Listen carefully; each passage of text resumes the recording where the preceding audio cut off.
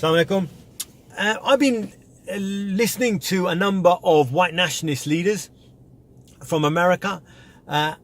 Interesting, they're very intelligent, very articulate. They put forward from a white nationalist perspective their argument very well. Nothing like the kind of white nationalist thugs that I've grown up with in the UK. There seem to be, I don't know, heaven and earth difference between the two. They're not thuggish in the slightest. They're not ignorant. They're not ill-mannered. Then they're not thick. Which is really pretty much 99.9% of white nationalists that I've come across with have all of those negative characteristics combined. But these guys are, you could have a reasoned, intelligent argument with them, and they do put some very interesting points on the table. And by listening to them to try to understand what is happening in the Western world with the rise of white nationalism, I couldn't help myself thinking that white nationalists do have more of a moral argument than the current globalist neoliberal system to why they should be in power. And it falls down to this. And look, I'm no expert into it. I'm still learning it. I'm still trying to understand it. So I'm not fixed on it. I'm just developing my thoughts. But these are my thoughts as they are. At least white nationalists care about the white tribe. Yeah? They care about their own white people. Passionately. I don't think anyone can deny it. They wouldn't be going to jail. They wouldn't be harassed by the police. They wouldn't be vilified by the press and still carry on their battle against Zionists, who are, in my opinion, at least the most powerful force in the world, if they didn't care about white people. They care about white people. Nick Griffin, for all his fault, cares about white people. He didn't go through the hell that he went through, vilification in every national newspaper in the country, on television, on the streets, because he didn't care about white people. He cares about white people. And same goes with the American white nationalists. And if they care about their tribe, they care more for a greater number of the population than the globalists do, don't they? And I think of it in this way.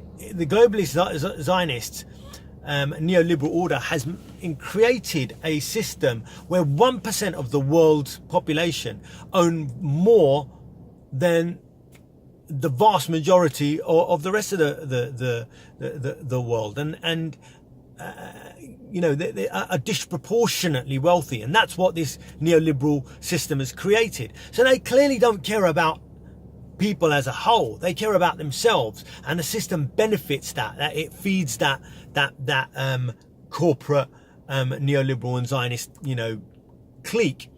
So at least white nationalists care for a greater body of human beings, albeit they're only their tribe, than the globalists do. The globalists would let people starve to death if it didn't mean the overthrow of their order. They wouldn't mind if Europe and the Americans all died, as long as they made money out of it. And the same with the rest of the world. So you can see, for example, how Zionists have used America and Europe to absolutely decimate millions and millions of Muslim lives, kill their women, kill their children, torture them, all sorts of horrific crimes from one end of the earth to the other. Now, I'm not saying that if white nationalists got in power, they wouldn't be the same. They probably would. Then they don't have fear of Allah. They don't have fear of a God. So that doesn't hold them back in the way. They don't fear a God will call them to account on the day of judgment like Muslims do, and that's our check and our balance, or at least Muslims who believe truly in Islam.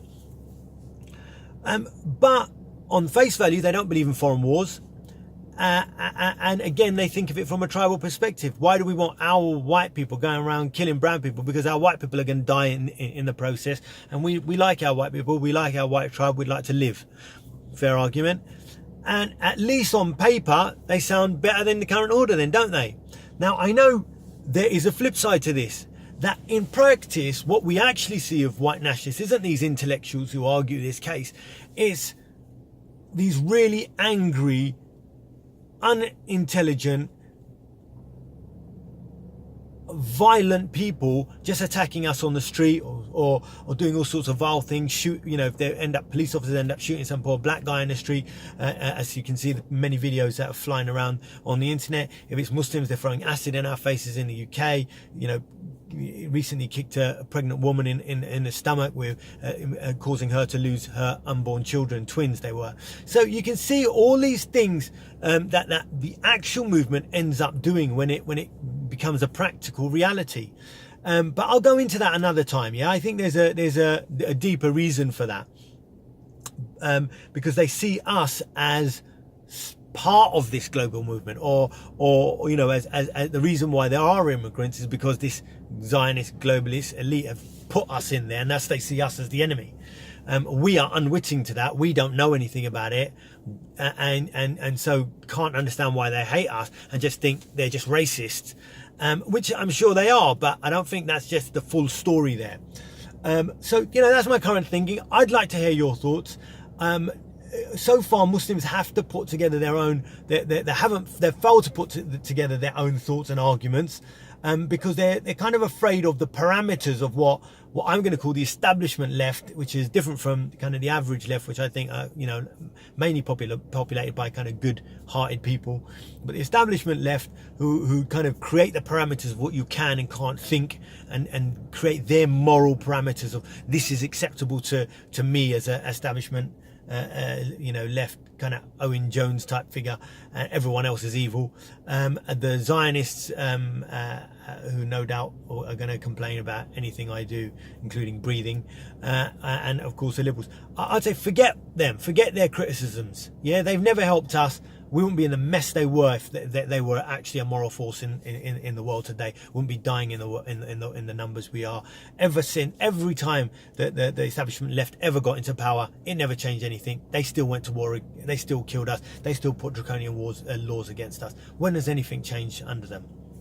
So I don't believe in them. I've lost faith in the establishment left, and I'm looking for a new way. I'm looking for an Islamic, a Muslim way of thinking. So I'd say to Muslims, forget these, sold-on students of knowledge who are too busy arguing about if music is haram or can women wear nail varnish. But let's have a look, at some intellectual, political and analysis of what's going in the world. And this is just my 2 pence towards it. Love to hear your challenges. I'm not fixed, as I said. I'd like to just understand what's really going on in the world today. Thanks.